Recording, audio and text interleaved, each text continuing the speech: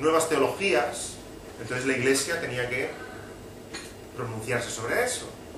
Y eso provocaba pues que la confesión de fe, evidentemente, fuera creciendo. Por eso nosotros vamos a dedicar como 4 horas en este curso a estudiar nuestra confesión de fe.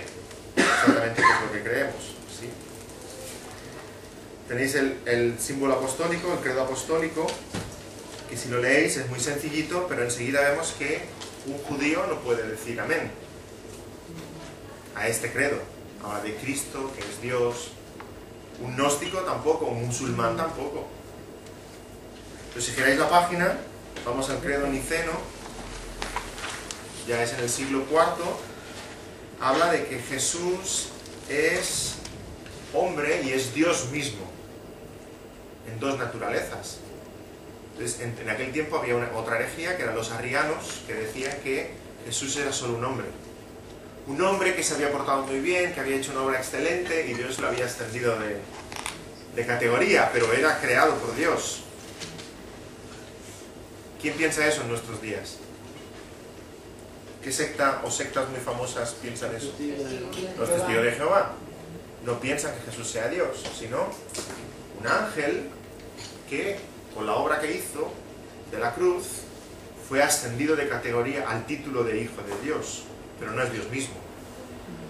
Eso es lo que dicen los testigos. O sea que ya los testigos no pueden suscribir esta confesión. Estamos hablando del año 381.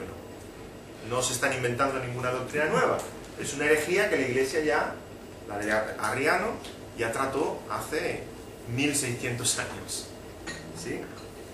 Y seguimos con la siguiente, y cada vez que hay más confesiones de la historia es para rebatir nuevas doctrinas, nuevas herejías que van saliendo.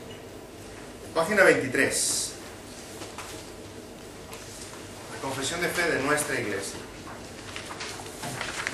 Y no podíamos empezar de otra manera. El punto 1 dice las Sagradas Escrituras. ¿Por qué tenemos que empezar ahí? ¿Por qué no empezamos por Jesucristo? ¿O empezamos por Dios? ¿O empezamos por el hombre? ¿O empezamos...? Porque es la base, la verdad. Ajá. El hombre. Es el fundamento de nuestra fe. Si no tuviéramos este primer punto, no podríamos tener todos los que vienen. Es la que nos guía, ¿no?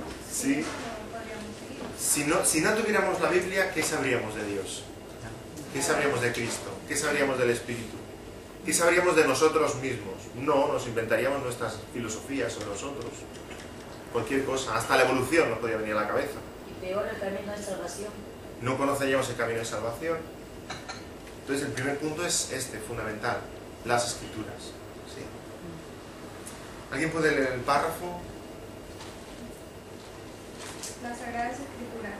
Creemos que la Biblia, que la Santa Biblia fue escrita por hombres inspirados por el Espíritu Santo, que es revelación perfecta de Dios y que en sus originales no tiene error.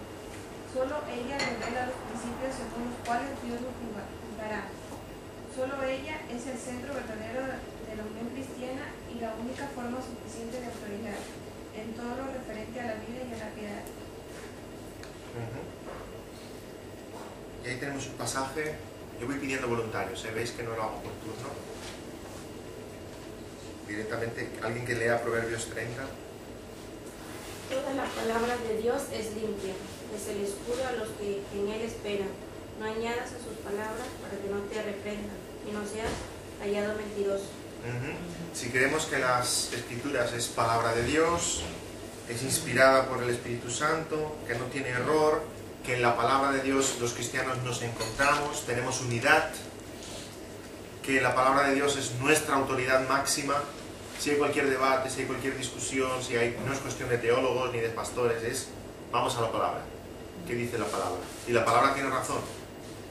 Entonces es lógico este punto, ¿no? Que dice Proverbios, no añadas y no quites, claro. Hay otro pasaje luego en Apocalipsis que dice que no quites. No añadas ni quites, no retoques nada de la palabra de Dios, porque si no, se va todo abajo. Y dice la pregunta, la palabra es perfecta y tenemos prohibido añadir y quitar de ella. ¿De qué forma la gente añade o quita de la palabra de Dios? Y luego hay otra pregunta más difícil. ¿Y tú? Ahí es casi una confesión, cada uno de nosotros. ¿De qué forma la gente quita o añade a la palabra de Dios? Se interpreta a la luz de otros escritos.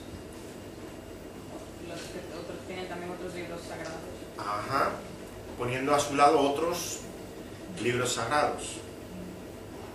También cuando se saca de contexto un versículo. Bien, esa es otra forma de manipular la Biblia, ¿no? ¿Ves lo que dice la palabra de Dios? Y tomas un versículo, que a lo mejor es una frase, ¿no? Fuera de su lugar. A ninguno de nosotros nos gustaría que nos hicieran eso, ¿verdad? Grabar una conversación y luego, con esos programas de audio que hay, pillar una frase tuya y decir, mira lo que dijiste. Y ya, sí, pero hay que escuchar toda la conversación para ver por qué dije eso, ahí en ese momento. Y muchas veces caemos en el error de hacer eso con la palabra de Dios.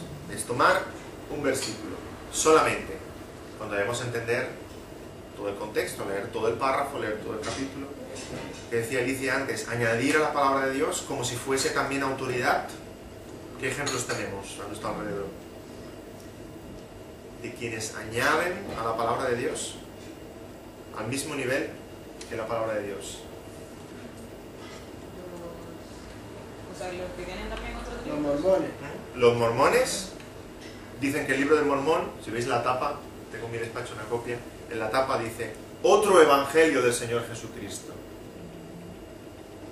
Otro. Incluso a veces lo publican, la Biblia y el libro de Mormón lo publican junto, encuadernado junto. Es ¡qué barbaridad! Si creemos que con la Biblia ya se acabó, está todo el canon, está toda la revelación de Dios, es un libro completo, perfecto, no necesitamos nada más. No le añadimos nada. ¿Quiénes más añaden? Bueno, las sectas todas, claro. Añaden otra revelación de otro profeta que tienen y tal. Los testigos también tienen sus revistas. Y dicen que la organización es el siervo de Dios, que lo que la organización dice es verdad, es inspirado. Pero luego si lees sus revistas de hace 20 años contradicen a las de hoy. Puedes ver que el siervo de hoy no es infalible, solo la palabra de Dios. Catecismo de la Iglesia Católica. Sí, la Iglesia Católica con su catecismo, a la par con la Iglesia, con la palabra de Dios. Las tradiciones. De hecho, si leemos el catecismo católico, dicen que la revelación de Dios, las Sagradas Escrituras y la tradición. Ambas cosas. Pero como la tradición interpreta las Escrituras, pues la tradición un poquito más arriba que las Escrituras. ¿De qué otras formas sutiles podemos caer en añadir o quitar a la palabra de Dios? Y esto es muy importante para nuestra vida cristiana, porque es tan fácil caer ahí. Omitiendo la palabra. Omitiendo. Qué sutil, ¿verdad? Qué sutil. Si el médico te pregunta, te hace un análisis y dice, bueno, tú estás falto de vitamina C, y empiezas a explicarle tu dieta, pues verá que ni comes naranja, ni kiwis, ni evitas todo lo que tiene vitamina C. Pero claro que a usted le falta vitamina C. Si yo voy a la palabra y siempre leo lo mismo, porque me gusta o porque me apetece, y evito ciertas cosas que no quiero escuchar, ¿sí? Es como si cogiera unas tijeras y cortara algunas páginas. Es lo mismo, estoy omitiendo, apartando ciertos libros, ciertas doctrinas. ¿Qué más? ¿Qué más? Cuando aplica, ¿cómo es el término? Exégesis. Cuando le Sí. hablas a la palabra. ¿Sí? O sea, a tu conveniencia. La exégesis, buena memoria. Exégesis es ir a un pasaje ya con tus ideas preconcebidas. Y empiezas a leerlo y realmente no estás leyendo, te estás escuchando a ti mientras lees. Pones tus ideas encima de ti. Ah, sí, esto habla de tal tema. Y lo interpretas superficialmente, ¿no? Cuando lo que deberíamos hacer es leer la palabra como si fuera la primera vez. Entonces lo estoy leyendo y me está hablando al corazón. Cobra una nueva luz todo lo que leo. ¿Qué más?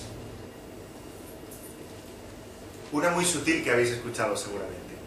Hay un pequeño grupo de estudio bíblico, se lee un pasaje,